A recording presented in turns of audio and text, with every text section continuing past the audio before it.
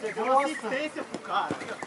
Já ficou bravo que ele não gol. Sozinho. Fazer. Não. Tá bem junto comigo. Aí, Convidou aqui pra ir no seu torneio de futebol. vai! Que porra é essa? Bom. Eita porra! Vai, moleque, vai, moleque! 16. Aqui em casa? Vai, moleque! Lá perto do estádio. Ia. Que outro dia veio os avós dele, né? O meu sogro e minha sogra, veio minha mãe. Aí falou, só faltou a tio, né? Eu falei, mas a tio tá trabalhando agora.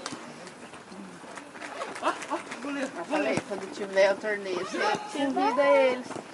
Vai ser no domingo. Maldito, não ficou.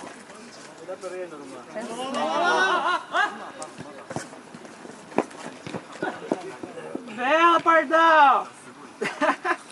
Botando de contusão não dá, velho. Ah, tá, Sobe, sozinho!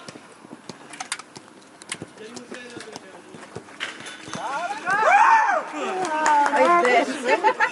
Você entendeu? O Paulo Henrique é igualzinho ele jogando. Só fica gritando. Pega a unha aí, moleque. Tá louco? Pega a unha aí. Não, deixa lá que eu vou pegar de novo agora. É agora, hein? É agora! Dois! Yuri! O cara que eu conheço lá. Eu conheço aquele lá, o que tá com o boné. Aquele lá que tá lá no goleiro. Eu conheço aquele tio lá que tá com camisa 8.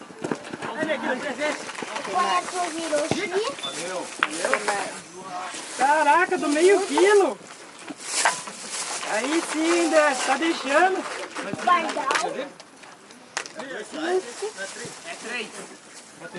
É a segunda. Não vou fazer mais gol nessa aposta não. Vou andar de bicicleta. Entra no lugar, fica um espaço pra eu ter que sair. Vou trazer. Fica um aí. O Pardal vai ter que ir embora.